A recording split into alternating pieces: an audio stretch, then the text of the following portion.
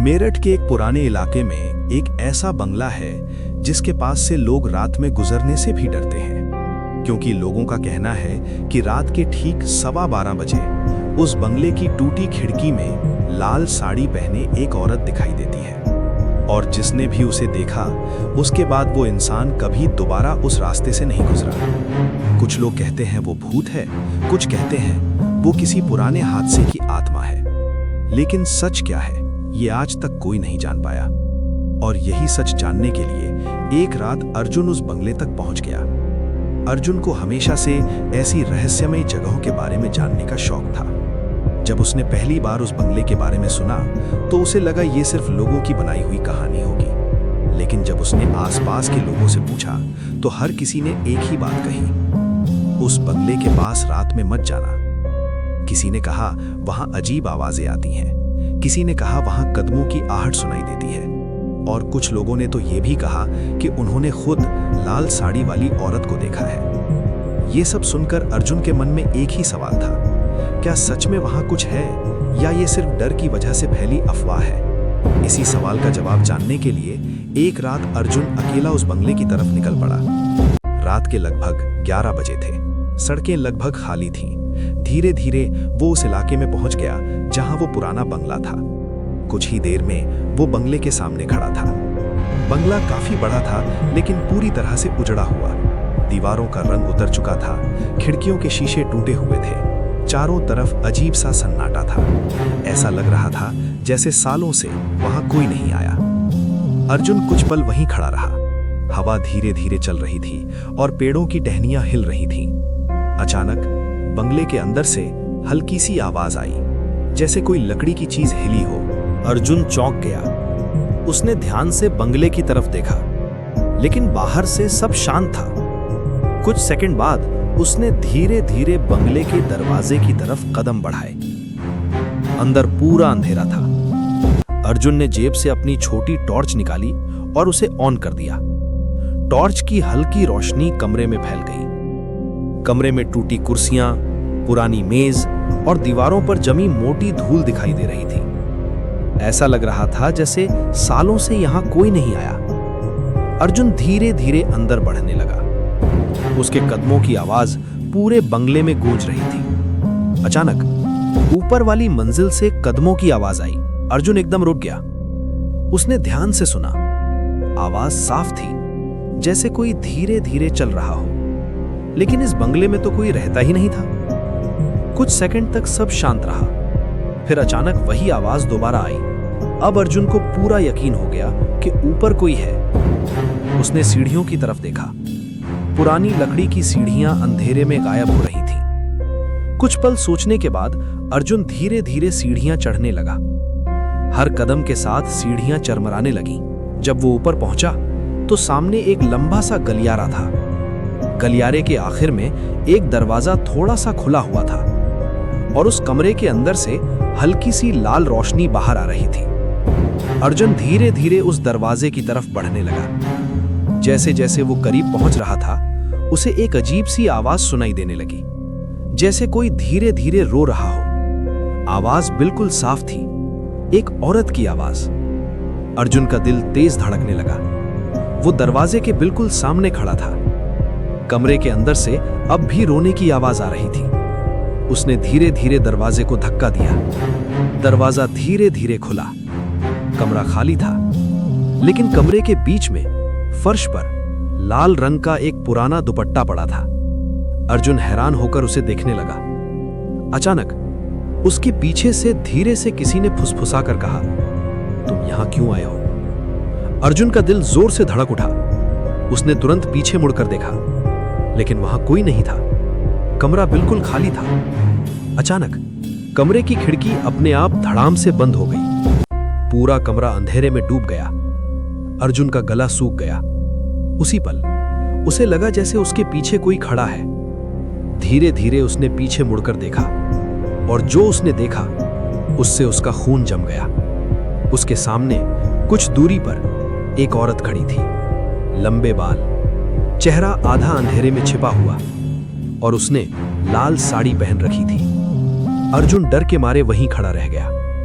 लेकिन सबसे डरावनी बात यह थी कि उस औरत के पैर जमीन को छू ही नहीं रहे थे। और तभी उस औरत ने धीरे धीरे अपना सिर उठाया और सीधे अर्जुन की तरफ देखने लगी। अर्जुन वहीं खड़ा रह गया। उसके सामने कुछ दूरी पर लाल साड़ी पहने वो औरत खड़ी थी। कमरे में अजीब सी ठंडी हवा चल रही थी।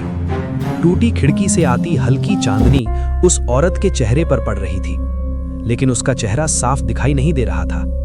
लंबे काले बाल उसके चेहरे पर बिखरे हुए थे। अर्जुन का गला सूख चुका था। उसने धीरे से एक कदम पीछे लिया, लेकिन तभी वो औरत भी धीरे धीरे उसकी तरफ बढ़ने लगी। उसे पहली बार लगा कि शायद लोगों की बातें सच थी। ये जगह सच में सामान्य नहीं थी। अचानक वो औरत कुछ कदम दूर रुक गई। कमरे में फिर वही धीमी रोने की आवाज गूंजने लगी। अर्जुन ने हिम्मत करके पूछा, तो तुम कौन हो? कुछ सेकंड तक कोई जवाब नहीं आया।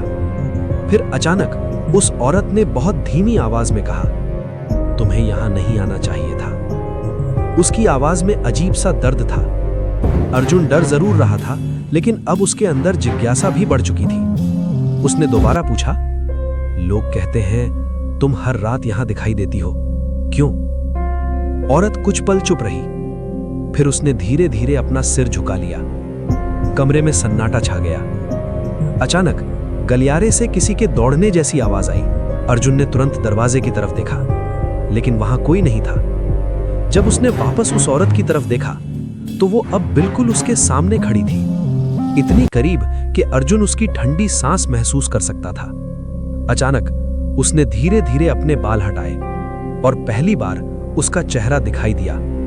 उसका चेहरा बेहद पीला था और आंखें अजीब से खाली, लेकिन उसके चेहरे पर एक गहरी उदासी भी थी। अर्जुन ने डरते हुए पूछा, तुम यहां क्यों हो? औरत ने धीरे से कहा, मैं यहां से जा नहीं सकती। क्यों? अर्जुन ने पूछा। कुछ पल चुप रहने के बाद उसने कहना शुरू किया, बहुत साल पहले यह बंगला मेरा घर था। अर्जुन ध्यान से सुनने लगा। मैं यहां अपने पति के साथ रहती थी, लेकिन एक रात उसकी आवाज कांपने लगी। सब बदल गया। अचानक कमरे का तापमान और ठंडा हो गया। औरत ने धीरे धीरे कहना जारी रखा, उस रात मेरे पति ने मुझे इस कमरे में बंद कर दिया। अर्जुन हैरान हो गया। क्यों? औरत की आंखों से आंसू बहने लगे, क्योंकि उसे लगा कि मैं उसे धोखा दे रही हूं, लेकिन वो सच नहीं था। उसने मेरी बात सुने बिना इस कमरे में आग लगा दी। अर्जुन के रोंगटे खड़े हो गए।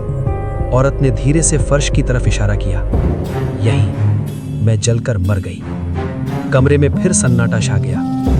अब अर्जुन को समझ आ रहा था कि यह सब क्यों हो रहा था, लेकिन अचानक उसके दिमाग में एक सवाल आया, लेकिन तुम हर रात 12:15 पर ही क्यों दिखाई देती हो?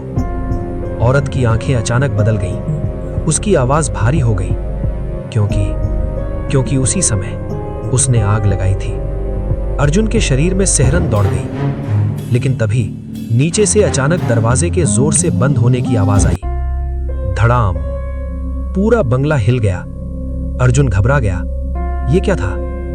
औरत ने धीरे से कहा, वो कौन? अर्जुन ने पूछा। औरत ने धीरे धीरे सीढ़ियों की तरफ देखा और बहुत डरावनी आवाज में बोली, वो जो मुझे यहां छोड़कर गया था। अर्जुन का दिल जोर से धड़क उठा। अचानक सीढ़ियों से धीरे धीरे कदमों की आवाज आने लगी। कोई ऊपर आ रहा था, लेकिन इस बंगले में तो कोई रहता ही नहीं था। अर्जुन ने डरते हुए पूछा, क्या तुम्हारा पति? औरत ने धीरे धीरे सिर हिलाया। वो हर रात वापस आता है और मुझे फिर से मारने की कोशिश करता है।